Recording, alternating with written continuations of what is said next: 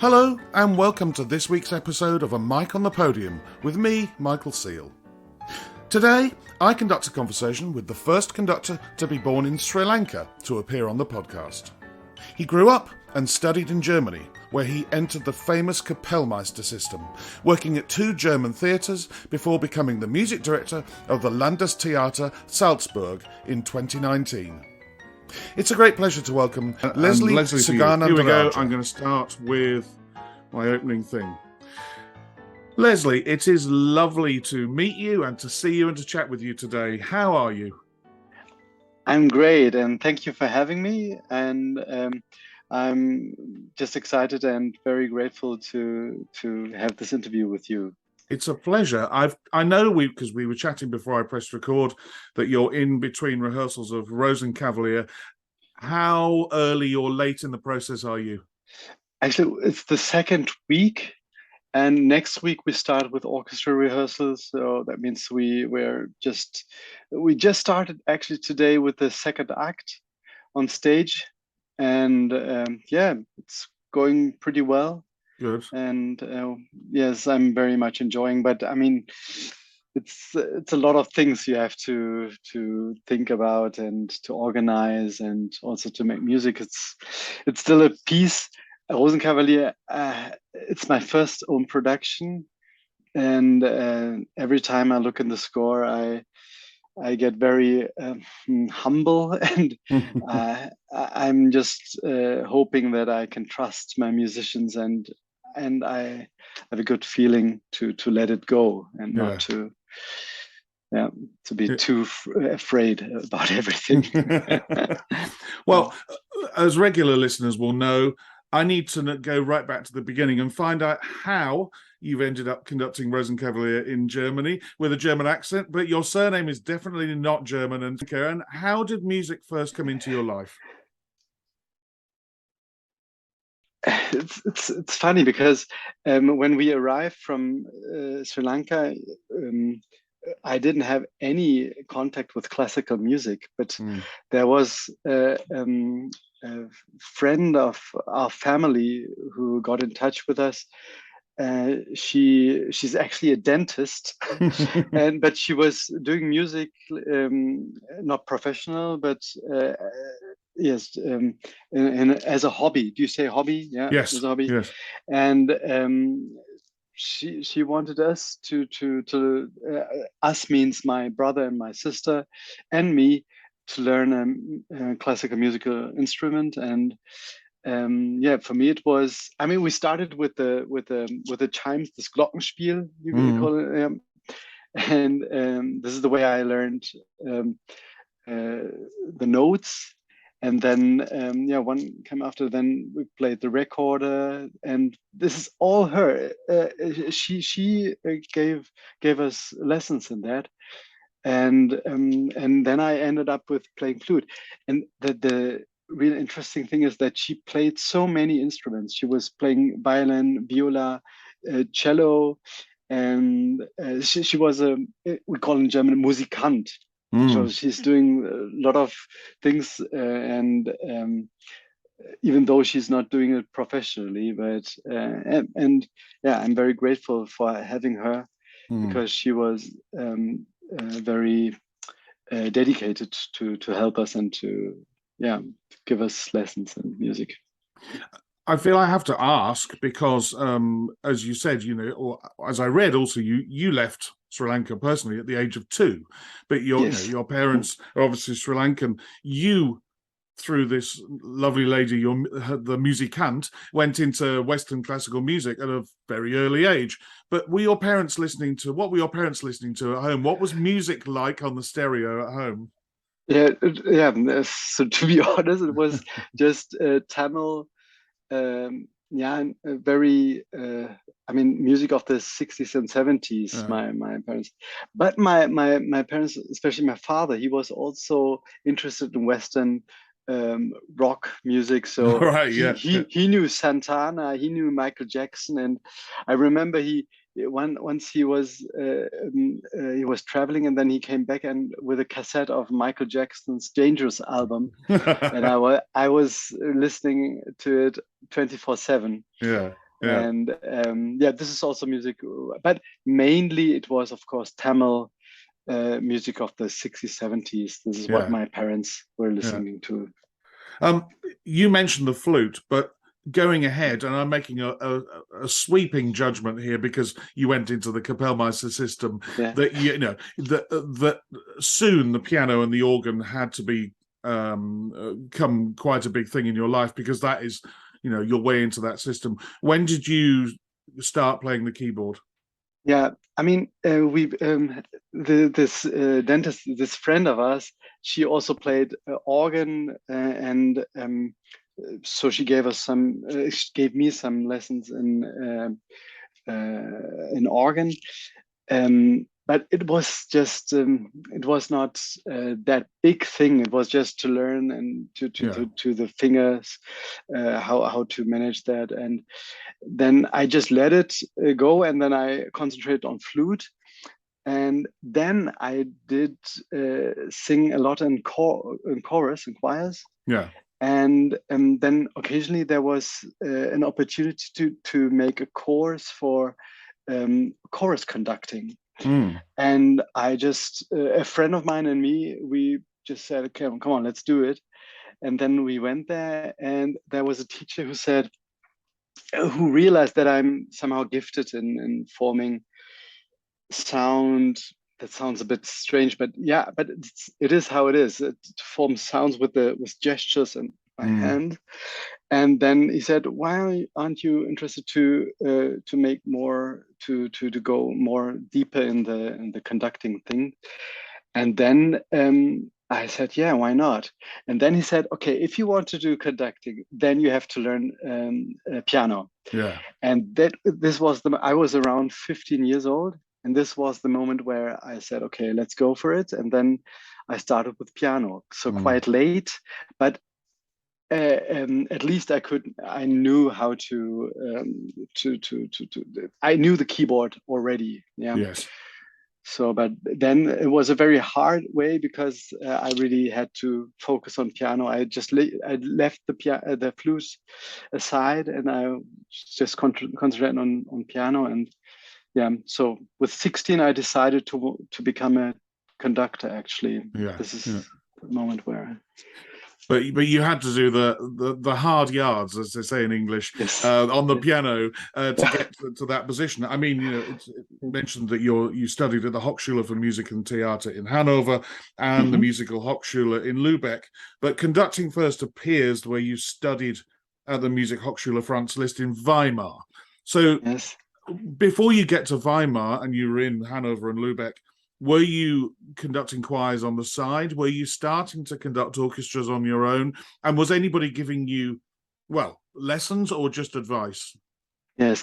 So this first teacher who I was talking about, he was a professor for chorus conducting in Lübeck.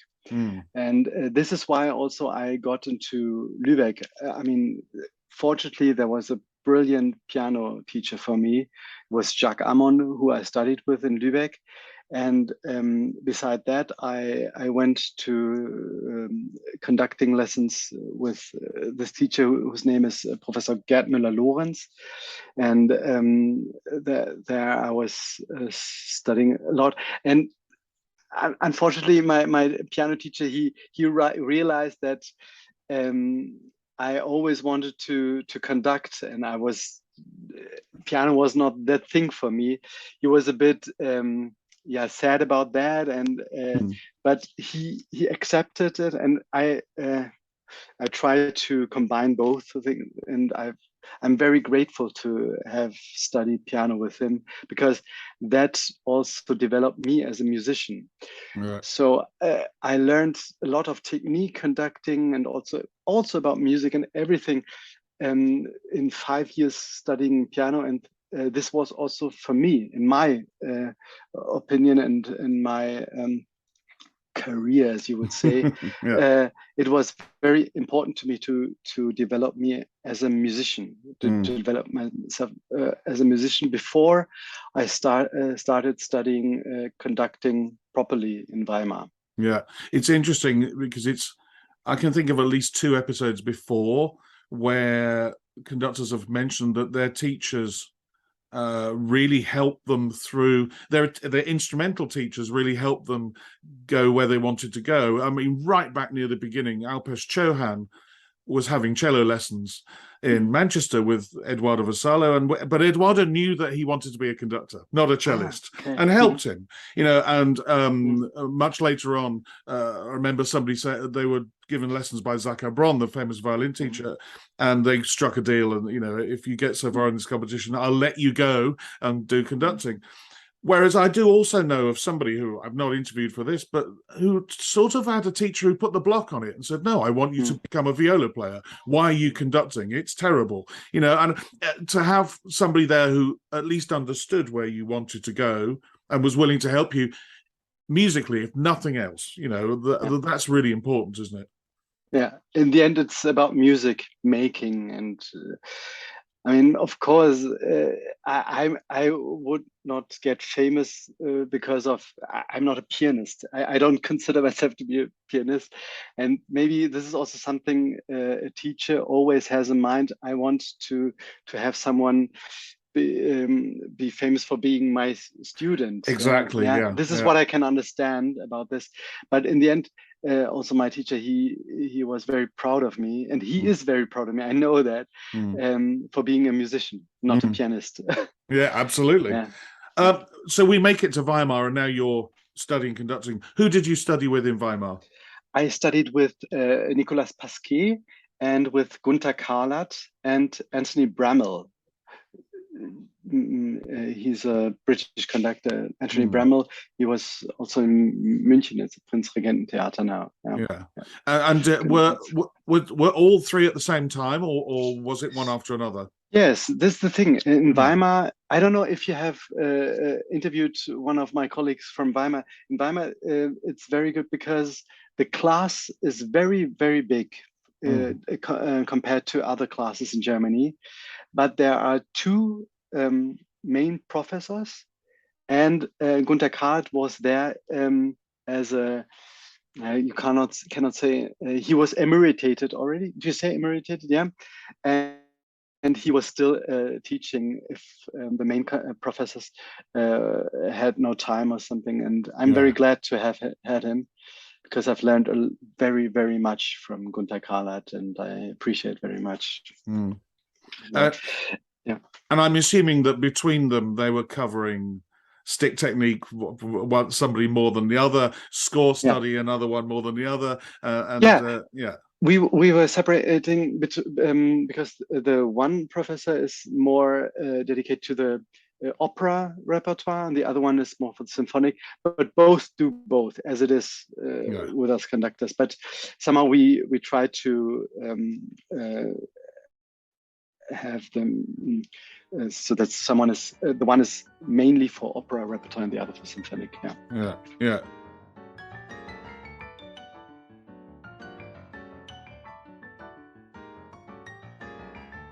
Fine. All right. I'm kind of cut back in and do the question.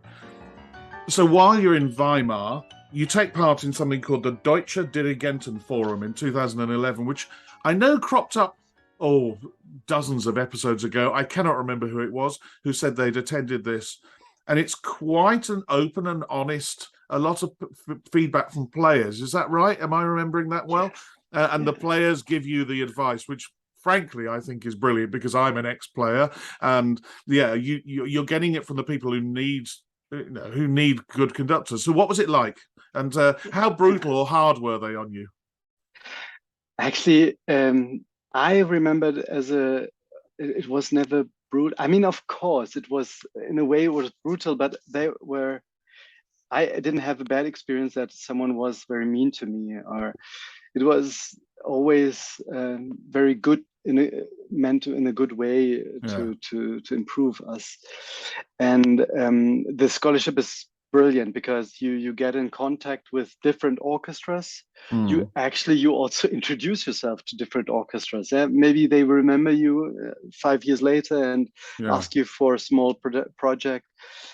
And this masterclasses were very good. And this is also something I'm missing right now, because You asked me what would you, or what do you don't like about being conductor. This is the barrier between musicians and me. And Yeah. I when I am as a guest conductor, I go to an orchestra, and then I at the rehearsals, and it's always something about. I mean, of course, I also take something, but mainly is something I'm giving. I'm giving, and I'm asking them this, please, più forte. And it's not the way I'm. Yeah, I would love to talk to my colleagues and share their experience, and not my experience, because my experience are low limited compared to them, Yes. mainly. I mean, Yes. yeah, because most of them, they've played the Brahms symphony 100 times more often than I have ever conducted it. Yeah. Yeah. Yeah, That's so true. Yeah. and this is something I'm really missing, and I don't like about the position of being conductor. But I mean, it is as it is. Yeah, Yeah. Yeah. it's sometimes also with my orchestra, I get in contact with the musicians, and I try to exchange experience, and yeah, and that works. But most of the time, it doesn't. I mean, Hmm. there's no time for this. Well, we'll probably touch on it again when I ask you a question later on, because it sounds like you've already given your answer to that. But I think it's one of the luxuries, when we come to you being Kapellmeister in Linz, but also now music director in Salzburg, that, when it's your orchestra and you see the same players week in, week out, that you can have conversations with them and can get feedback from them. When you're a guest conductor, it never happens unless you strike up a relationship very quickly with somebody. It hardly ever happens. Talking of striking up relationships, after you graduated 2014, 2015, you're assistant conductor at the Dresden Philharmonic Orchestra with their music director Michael Sanderling. Was that an assistantship where you conducted a lot, or was that assistantship where you sat and watched a lot and got to know Maestro Sanderling that way? Both.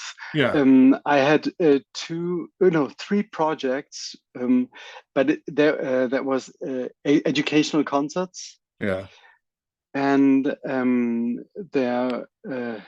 education, which also was programmed with main pieces like Beethoven Fifth, or I don't remember, was it Dvorak Ninth, I think. And yeah, it was very nice because it was, in a way, I had to analyze the piece on my own, and the team, the educational team, they also suggested some things, how we could do the concert, perform the concert, and expose things to and explain things to the young audience. This is what I really love to do. And actually, I always said to myself, when I become a chief conductor somewhere, not at the theater, but in a symphonic house orchestra, I would love to do this myself, because this also sends. It's not only sending out a signal to the outside world that educational is something for chief conductors. It's also something I love to do. Yes. To get in contact with young audience. Yeah, because they are very, very honest. They reflect what you're doing immediately. Well, like you, when I became assistant in Birmingham with the CBSO, one of the first things I ever did was family concerts and schools concerts. I would first like to say yet again to the listeners that they are some of, if not the hardest concerts you ever have to do, because you do 10 or 11 pieces, all different styles, genres, tempi, starting and stopping, but also they're some of the most fun. And I still do regularly. I work, regularly in Liverpool, and I would be like you. And I remember, when my time as a player in Birmingham, Sakari Oromo definitely conducted a few when he started as music director. Andris Nelsons, I'm sure, did at least one, maybe two, and I know Mirga did one or two as well.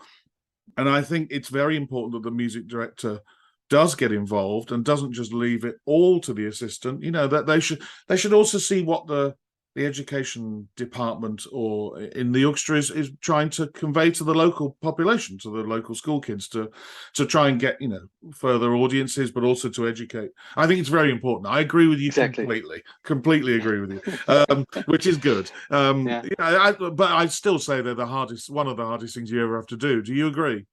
Absolutely. I absolutely agree. And I love to remember these concerts because they had also this fresh atmosphere. So the children, they also applauded, uh, just by an effect. They didn't wait for the end of the concert. They just, if they loved something, they clapped their hands, and that was, there was a fresh atmosphere, and this is what I like about these concerts. Yeah, and I with Dresden, I also did a lot of assistance with Michael Sanderling, and I loved it. It was very good. I also, with this very, very good orchestra, to have this experience. I'm very grateful for that. Did he get to watch you? Did Sandling get to watch you No, and help, or was it mainly talking and about scores and music and? It was after the rehearsals. We just talked a little bit, but unfortunately he was very busy, and then it was. But it was nice, and I got also, it was very good for me, also for my development, to see how he was rehearsing, and I learned a lot. Now, in previous podcasts, I think the first person I interviewed who went into the Kapellmeister system was Kevin John Edusei. I've subsequently spoke to Alexander Joel, Anthony Hermus. I think maybe you're the fourth or fifth or sixth person that I know who's gone into the Kapellmeister system. The first person, as I said, was Kevin John Edusei, and I always say this, he said it was brutal. The amount of work that you do, the amount of rehearsing you do, playing the piano for classes with singers or training with singers.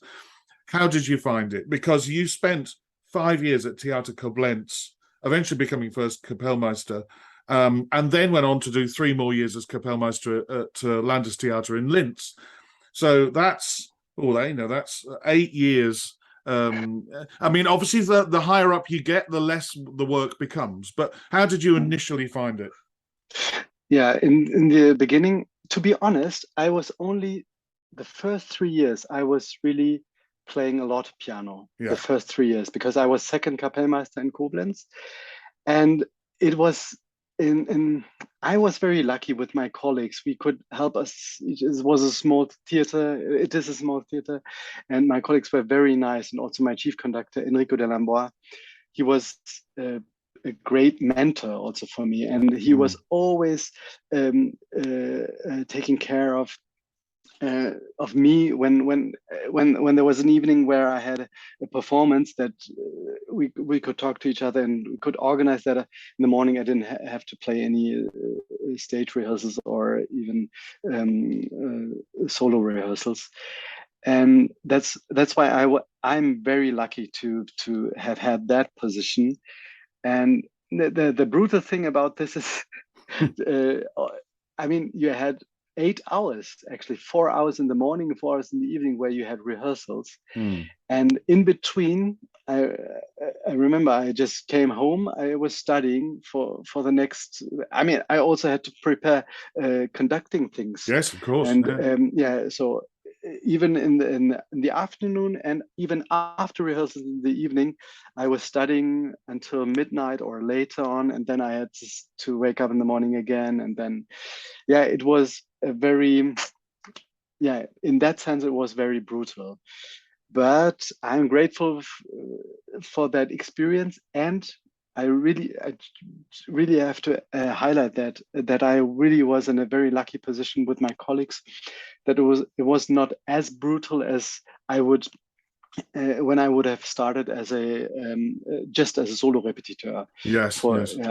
This is something different, and that's why. But I'm still very glad that I had this experience of playing piano. Well, it sounds like, and I'm going off about off an email discussion I had with Enrico Delamboy only a month or so ago, because he's preparing something that I'm conducting next week in Cologne. But he seems like the sort of person you would definitely want as your first boss. Yes. Very well prepared. He was asking me all of the questions I would expect, and other questions that I hadn't thought of at all. And comes over as being an extremely nice man, and I hope to one day meet him. But it sounds like he's already thinking of the people underneath him, not to flog them too hard, to make sure that you're prepared for your evening's conducting by not spending hours at the piano. It sounds like you were lucky in that regard there.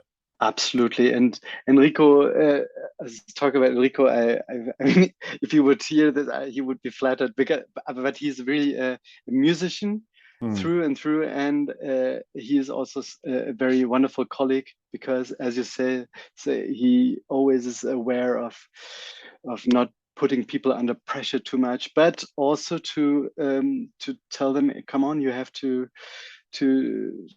deliver. So he has a very good balance in my experience, and I'm very grateful to have had him as my chief conductor.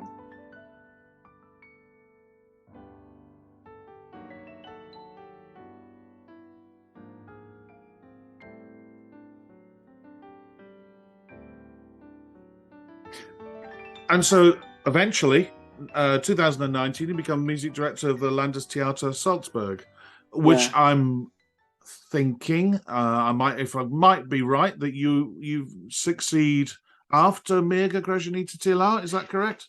Yes. The thing is, so after have been to Koblenz, I left. I quit because I wanted to go somewhere else, and then in that period, that must have been 2016, 17. Yeah, 16. Yes. I applied for different jobs, and it was funny because in Salzburg there was a first Kapellmeister. They auditioned for that, and then I went there, but somehow the position was not. That sounds a bit arrogant, but the intendant said, to be honest, this position is just for operetta and musical, and it's not for the really good classical. And then I said, okay, wow. And the funny thing is, I didn't have anything instead. Yes. I was really shortly before being a freelance because I didn't have a really fast engagement. And then he said, okay, I understand. I mean, that was also very flattering. He said, in your position, I would do the same. I can absolutely understand that you don't want to have this position. Yes. But maybe, let's see, maybe we can manage something else. And fortunately, I got the position in Linz instead. Yes. So it was in the short term. I applied in May and I started in September in Linz. And then the intendant in Salzburg, he contacted me again and asked if I would do a project as a guest conductor in Salzburg. This is what I did. That was 2018. And then Mirga left, and they asked for, they were looking for new music director. And I remember as it was yesterday. My wife and I were sitting at the dinner table, and I read this, and then I was thinking about around 2 minutes, and then we just laughed, and then I said, no, it's far too early. Just leave it. Yeah. But then 2 or 3 months later, that was very nice. The orchestra. They called me and asked, and they said, yeah, we were very surprised, if not shocked, that we haven't seen your application for a music director. That was very flattering. And then somehow I applied again, and then they wanted me to come 2019. But I wanted to stay for 1 more year in Linz because there were a lot of things I would like to conduct, because Linz is a very big house. Yeah. And the chief conductor, Markus Poschner, he's a very nice guy who really trusted me a lot and gave me also good pieces to conduct. And then, finally came 2020 to Salzburg. But in 2019 to 20, I was somehow designated chief music director, and this is where we did Lohengrin. And then, unfortunately, of course, the pandemic came. But fortunately, I got already the position, so we just moved here, and then Well, the amount of people who've come on the podcast and said that it means more when the players ask for you. When it's it's not just the intendant or the chief executive or a committee that's looking. It was the musicians who wanted to know why you hadn't applied, and that gives you a shot in the arm. It means that the people who matter really want you there. You know that. This is also something what convinced me to apply again, because I wasn't sure myself, and I always thought it was too early. But then if I have the trust of the people in the orchestra, the musicians, then I can give it a shot. This is what I thought, and that's why I applied. Yeah. Well, it's wonderful that you're doing that, and now, of course, post-COVID, you're doing your own productions and sorting out what's going on with the house, which means that you've probably now got more time. Now you're a music director to take on some symphonic guest work. Again, going back to all of those other people I talked about with the Kapellmeister system, I said it's amazing. As I said, especially said to Kevin, it's amazing these people seem to appear out of nowhere on the conducting scene. They're sort of in their late 20s, early 30s. You think, well, I've never heard of them. That's because they've been buried away in a theatre, chained to a piano.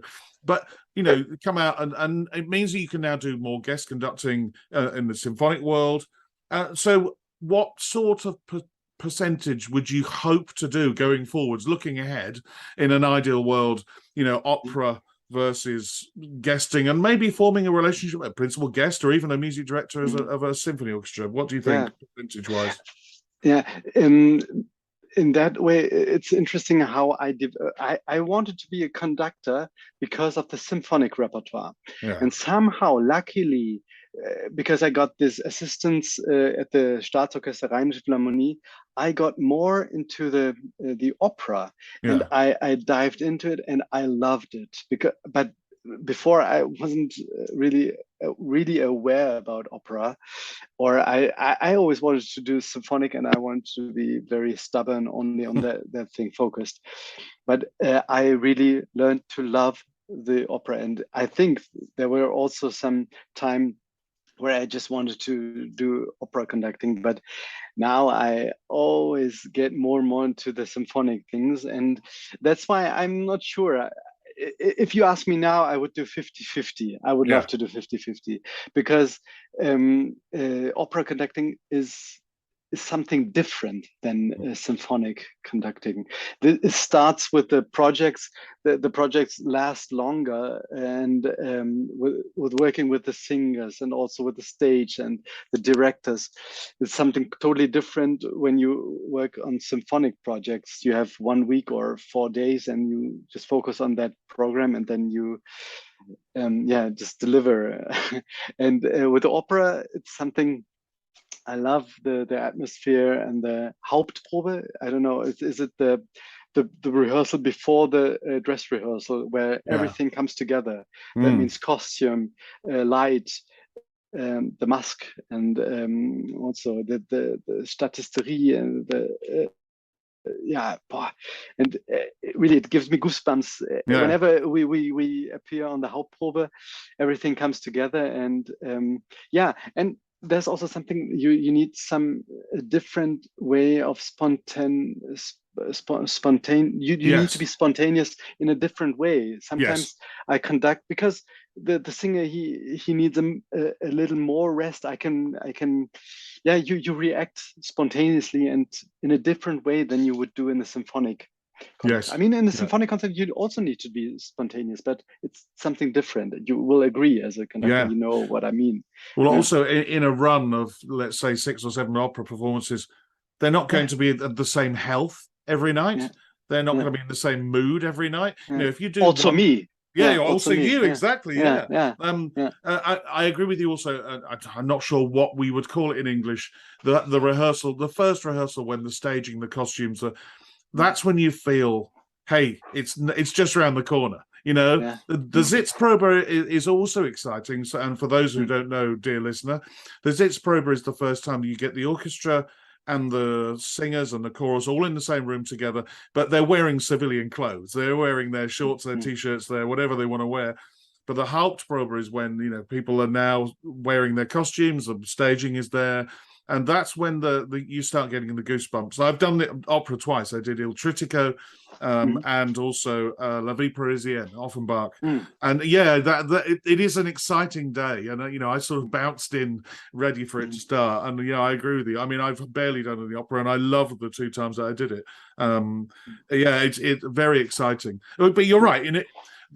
It's been said so often on here, but it is that the difference between 6 weeks with one work or possibly 6 days with a concert program. You know, if you're lucky, you might get three or 4 days rehearsal in Germany, and you might get 2 performances, and then that's it. Then you're off somewhere else, or you know, you start another program. With either symphonic or with opera, you have to do what we all have to do, and you're going to have to do what all of the other people I've interviewed is going to have to do, which is answer this question: when you come to a new score, do you have a system? Being a pianist, do you sit at the piano and work your way through it?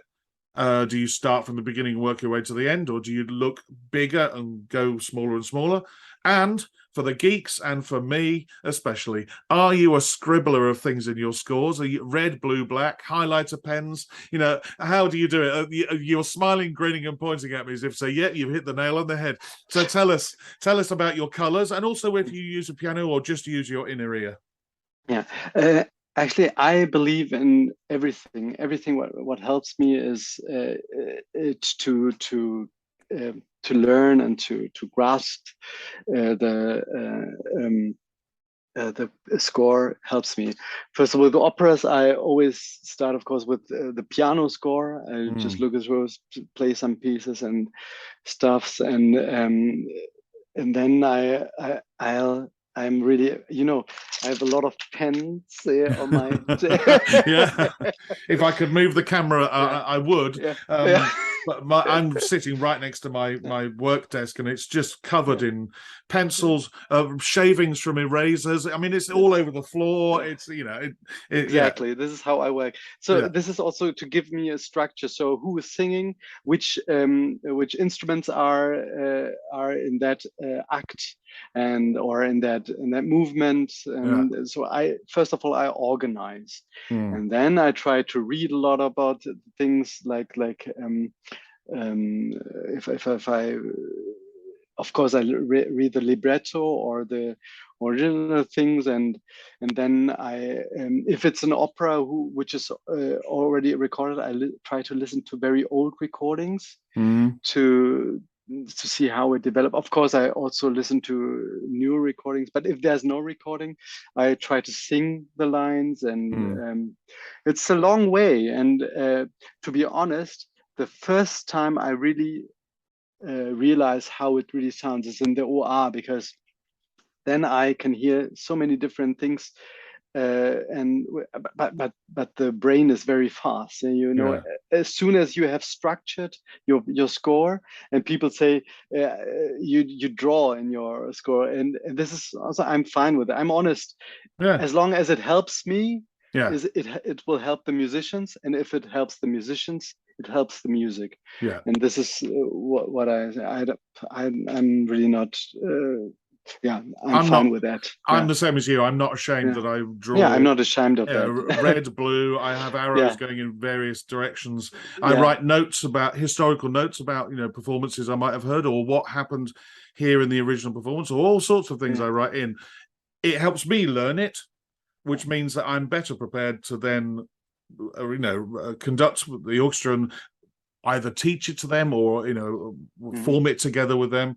So yeah, I'm not frightened at all. I mean, I know some people who've come on here and said, "Oh, I'd never write a thing in my score in my life." You know, if you write something in, you can't have learned it. Well, that's your way. My way is different, and it sounds like you're similar to me. and what is important for me to highlight things which is more important in that moment, or which guides us as all of us through next passage. And yeah, I think that that's really helpful. And I mean, as long as you don't cover the original printed, this is what I'm very aware of, because this is really a no-go. Yeah, I don't want to cover something. Hell, what is the original things that this I'm very careful with, but I'm still a drawer. Yeah.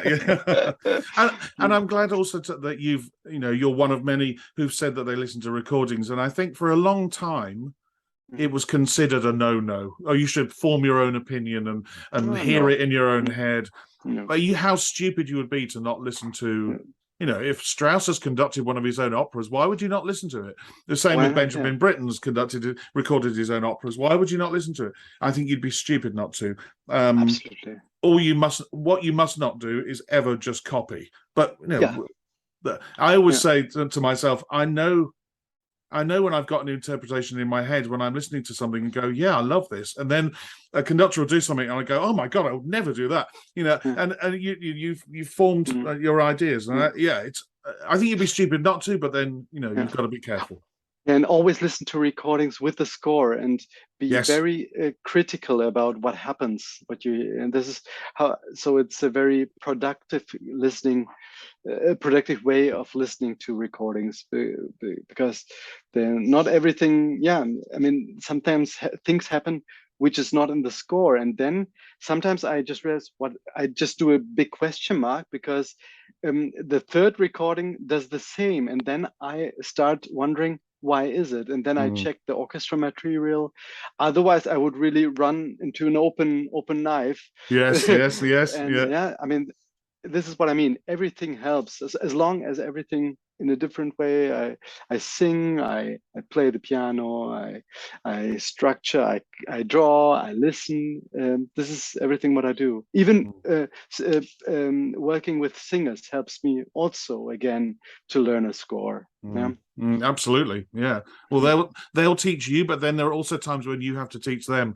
And the best way of learning anything is teaching. As a conductor, I teach, but also when I was a violinist, I taught people. And the amount of times a student would walk out of the room and I'd sit there and go, "You've just said, for them to do that, but you didn't do that yourself." Get thinking, get working. And teaching is very important. So as an opera conductor, you're going to be doing that. Absolutely. As this podcast has demonstrated, I love chatting about conducting and I love teaching conducting. There is a way that you can have conducting lessons from myself, and it is very easy indeed. If you subscribe at the highest level on my Patreon page, you can get 10 hours of my time over a 12-month period. You'll also gain access to everything I post on Patreon. That's interviews, videos, essays, articles, tour diaries. The list goes on and on. I already have 4 young conductors who've signed up for this, and I know that if they could, they would tell you how much they've gained from the experience so far. If you sign up for the whole year in one payment, you will also get a 10% discount. And if you're a student, an even bigger discount. You can find my Patreon page by going to patreon.com, that's patreon.com, and searching for either A Mic on the Podium or my name. There's also a link to the page in the show notes below on most podcast platforms. Now, it's time for the all-important 10 questions with my guest, Leslie Suganandarajah. Leslie, it's that time. It's the 10 questions. And as listeners know by now, I start with, what sound or noise do you love and what sound or noise do you hate? I love definitely the voice of my baby girl. She's 16 months, and even, I must admit, even when she's crying, somehow I love the sound and it makes me feel home. And this is really the first thing which would come in my mind if I would describe a sound that I really love. And I actually, to be honest, a noise that I don't like, maybe some simple things, some scratch on the chalkboard. I wouldn't like that, but yeah. Yeah, I think the other equivalent one is a knife on a plate or a fork on a Yeah, plate. something like That that. sort of scratch. Yeah, but I Yeah. agree with you. The sound of your child's voice, Yeah. especially around the time they're learning words, and there's a sort Yeah. of burbly, bumbly sound that they make as they're trying to form words. It's delightful. Exactly. Yeah, Yeah, she's trying now. Now the next 3 months, I'm sure she will say some words. And now this this transfiguring yeah. from forming words. It's wonderful. I love it. Yeah. Well, I mean, mine are 19 and 23 now, my daughters, and Okay. their words are somewhat different now. So, Yeah. Nice. if you had 24 hours free, what would you spend it doing?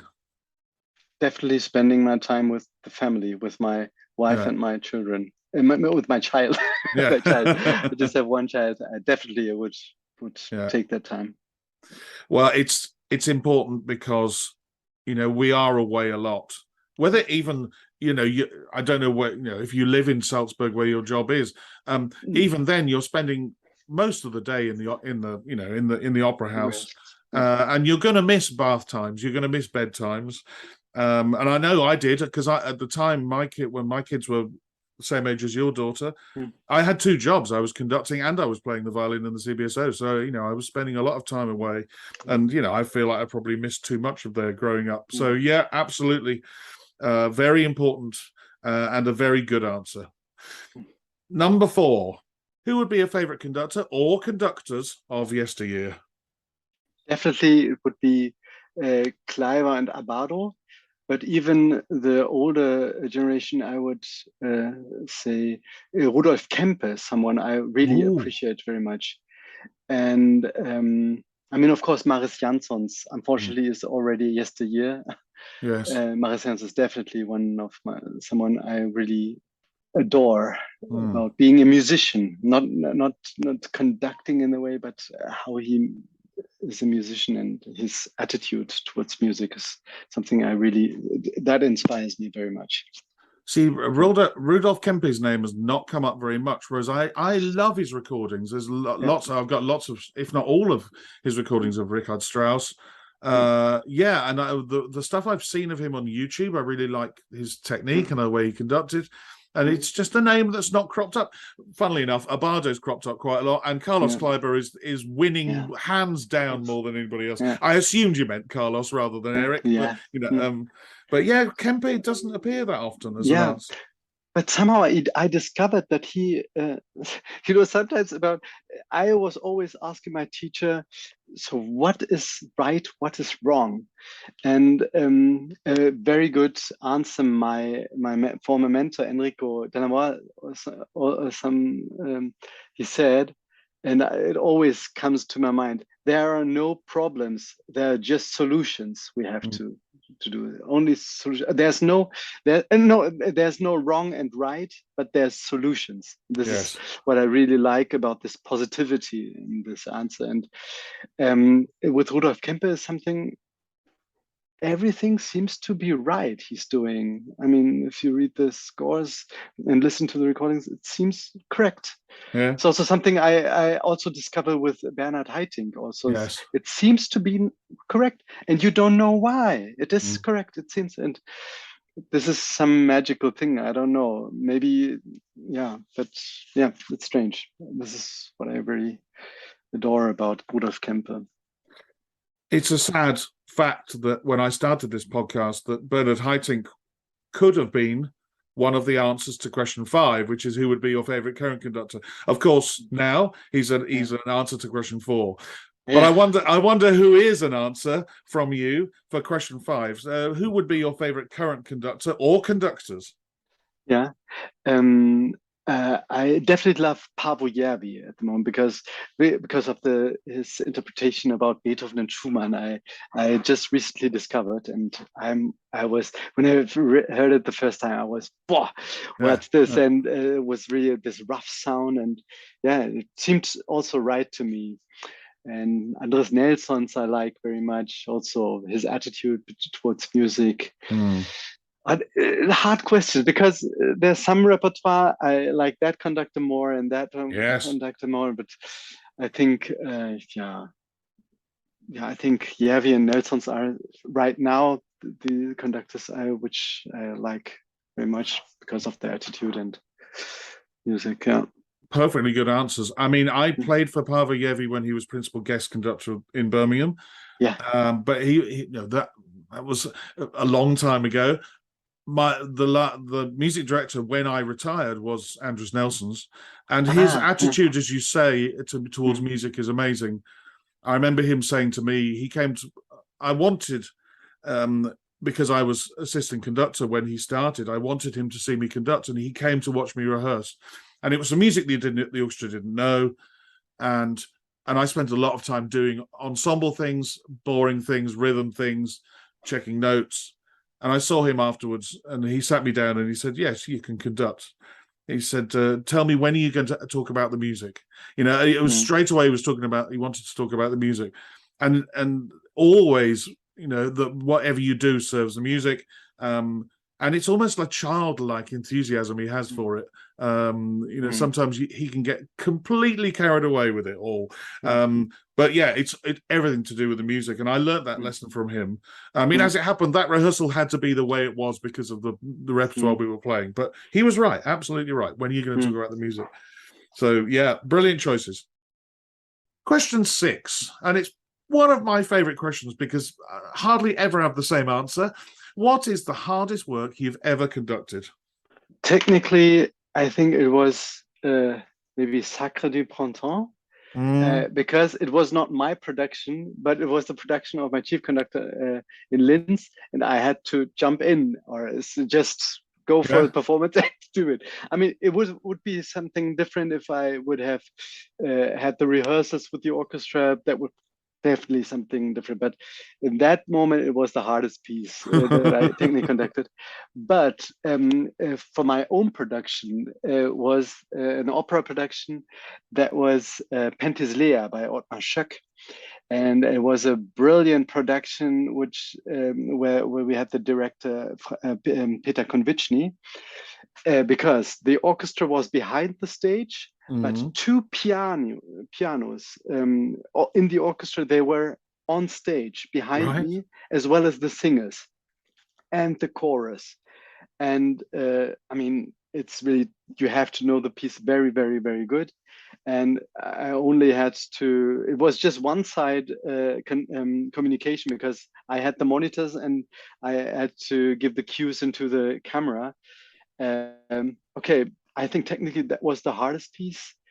Emotionally, it's very hard to say, because there are some moments I remember. It was just moments where I drift away for one or two measures, and I mean, it always depends on my condition, what happened around that time, and but I never.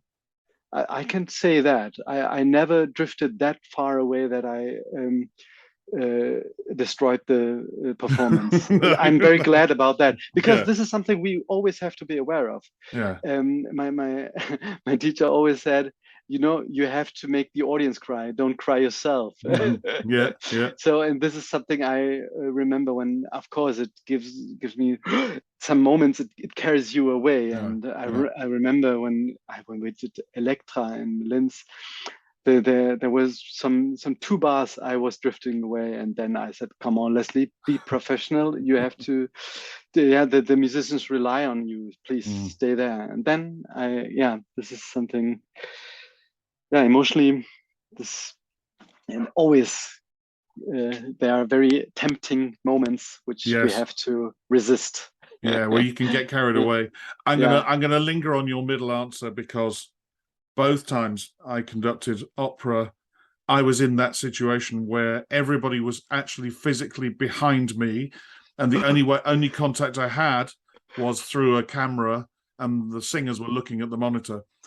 What I found difficult was in an ensemble piece, for instance, like Gianni Schicchi or in La Vie Parisienne, when you've got 2 or 3 people singing, you cannot cue anybody directly, because you just point at a camera. You don't know where you work out a mirror image or whatever. You just got a cue, and hope that the person who knows it's for them knows it's for them. You can't look at them in the eyes like you can on from an opera pit. And yeah, especially in Gianni Schicchi, I found that so difficult. You just have to point at the camera and hope that the right person takes it as their cue. I find it also very, very difficult for con la voce opera. Yes. This is really, I mean, for Puccini, I don't know how you did it. I mean, for Strauss and also with Penthesilea, it's very, the conductor is the boss. Yeah, right. He really has to go straight ahead. But with Gianni Schicchi, wow, I wonder how you have managed that, because you somehow with a seventh sense, you need to know when the thing is going on, and wow. Yeah, we did it. We did 4 performances with 2 casts, so I only had 2 goes with each cast, and it was tricky. I mean, it actually came off very well. But of the 3 of the Trittico, that was the hardest one to pull together. Il Tabarro is normally only 1 or 2 people singing, and they're in dialogue. And Suor Angelica, again, much the same. But yeah, Gianni Schicchi was a real. That was tricky. That was really tough. I believe. But it meant that the singers had to know that they couldn't rely that much on me, because I couldn't. I mean, as I said, I would give the cue down the camera, but they had to know it was for them. I couldn't look. So I'm dying to conduct in an opera house from a pit and look at somebody in the face and give them a cue. I can't wait to do that. I believe you. Definitely, yeah. When traveling abroad to conduct, what item could you not leave home without? Definitely, I need colored pencils, different kind of pens, and I need a lot of shirts. That's because I really sweat as soon as I take my arms up. I sweat really very, very much, and when I travel as a conductor, I really need some shirts, because they're really wet they're soaking wet after 10 minutes. I'm nodding and grinning because I am the same. Most of the reason why I'm the same is because I'm way, way, way bigger than I should be. But I was working last week away in Austria, and it was hot, and I'd been there before, and I knew the room was hot. So I took 3 shirts a day. I knew I'd use 1 in the morning rehearsals, 1 in the afternoon rehearsals, and I'd want 1 for dinner at night. It was just, I'll pay the extra weight on my luggage at the airport, but I'm going to need the shirts. Yeah. So same here. Number 8, we sort of discussed earlier on, which is the one thing you would change about being a conductor. And you talked about the lack of interaction that's possible between you and the players. And I'm assuming you're mainly talking about when you guest conduct there. I mean, I would hope that already in Salzburg, for instance, that you're gaining relationships and trust with players, and players can come to you and talk to you about how they think things are going. Exactly, and yeah. Go on. And I also know people who are really directly can contact about certain things, and this is also something which helps me a lot to develop a good result for everyone. But this is something different with guest conducting, because you don't know who's in charge of certain things. I mean, of course, the concertmaster is in charge of the orchestra somehow, but as a conductor, there are more factors around the orchestra, and this is something I'm really missing, this barrier between the conductor and musicians. Yeah, I mean, I wonder whether, is it still a barrier, or is there a line in the sand, if you know what I mean? Whereas, the reason why I say that is, I started playing in the music profession as a 21-year-old violinist in 1991, and attitudes over the last 31 years are from orchestra players to conductors, and let's face it, conductors in the other direction to orchestra players have improved greatly.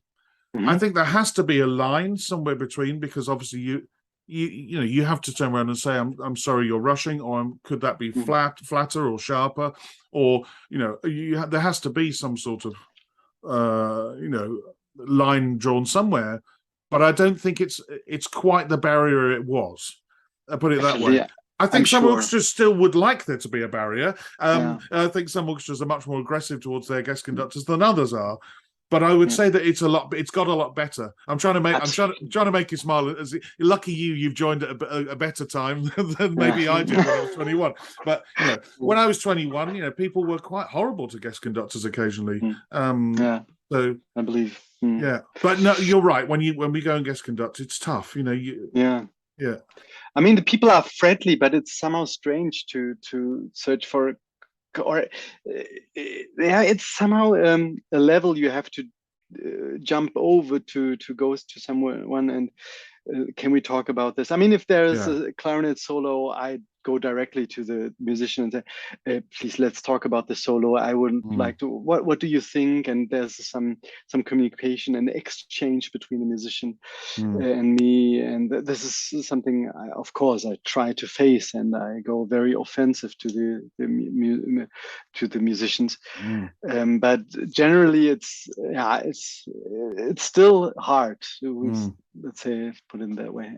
But you made me smile inside. If you go to a clarinetist and ask, let's talk about this solo, I've often found that it's going to go one of two ways that way. They're either going to say, yeah, great, let's talk about it, or why, what was wrong with it?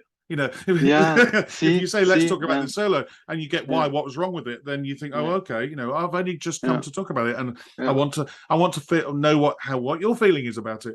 But sometimes that doesn't come across like that, and it's tough. It's tough, and that's why I think we all crave our diaries filled up with orchestras that we like to go back to, and you've already formed a relationship, and then you carry on with it, and you build on it, and you develop. You develop, exactly. Number 9. What profession other than your own would you like to attempt? I would definitely try to attempt to be a occupational therapist. This is what my wife does, and I really it's a very grounding, or do you say grounding? Yes, absolutely. Really keeps me down on earth, and it's a wonderful work to help people. And this is something I would like to.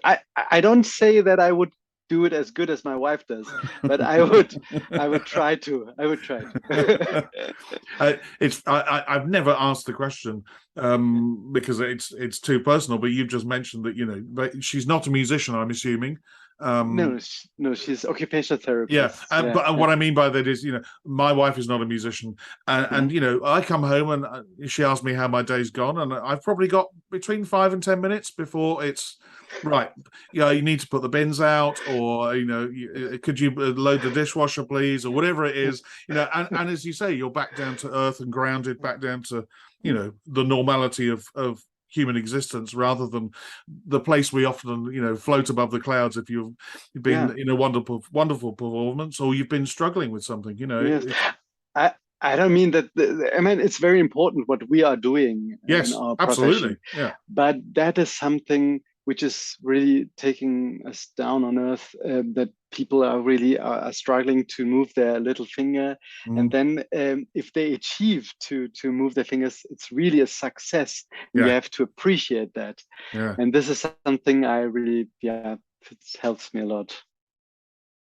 I said earlier on that number 6 was one of my favorite questions, but I always finish with my absolute favorite question. Number 10, which is, if the world were to end tonight, what would be your choice of final meal and drink? I would definitely have a meal which was cooked by my parents, especially my dad. His shrimp curry, and I would like to have a big coconut water from Sri Lanka, a Tamale coconut.